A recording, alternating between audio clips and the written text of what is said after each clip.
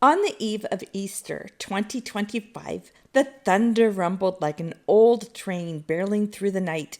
The wind sang its wild, aching song through the trees.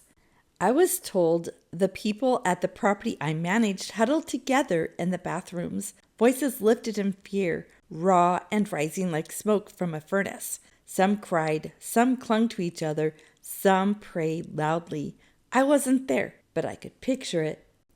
Me, I stayed at home, not because I was trying to be brave, but because I had an exhausting week, and I knew that I couldn't carry one more thing, not even the sound of echoed panic in the tiled bathroom.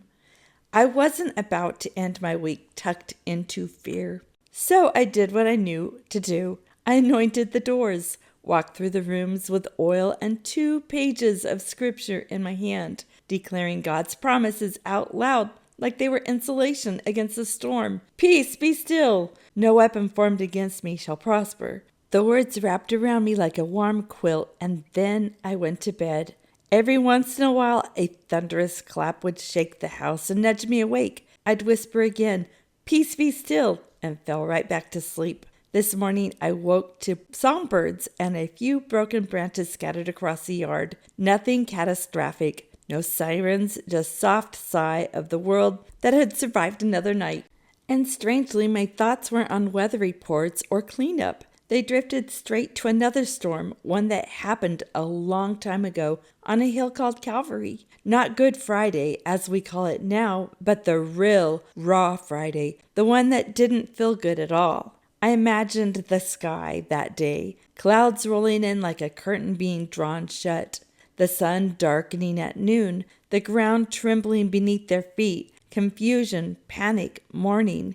What must it have felt like to watch the Son of God breathe his last, not knowing that Sunday was already written into the story? No one called it good that day, but we do now, because that storm, that silence, that shaking, it brought salvation. It was the breaking of heaven's heart to heal ours. And last night, while the world outside howled and tornadoes threatened us, I found myself imagining that moment. I wondered if the sky still carries the memory of it all, not as a holy echo, but maybe like a scar the earth can't forget. And maybe that's why Resurrection Sunday always feels, well, different. Why joy comes gently, like a sunrise that remembers darkness but chooses light anyway.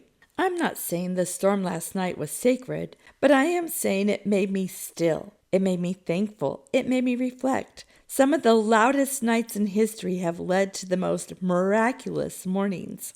And for that reason, it's enough to rest. I've been calling this my resurrection season because I've been waiting on some things for a long time. I keep hoping, I keep believing, I keep sensing a shift is in the air, like the one that rolled through the garden outside the tomb when Christ awakened and walked out into the dawn.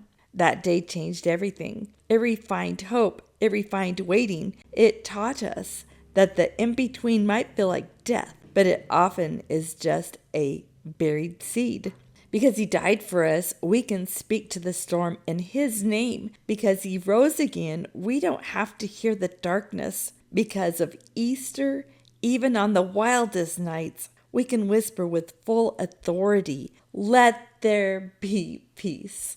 Thank you so much for spending a few quiet moments with me today over Coffee with Jesus. Until next time, keep your heart anchored and your coffee strong.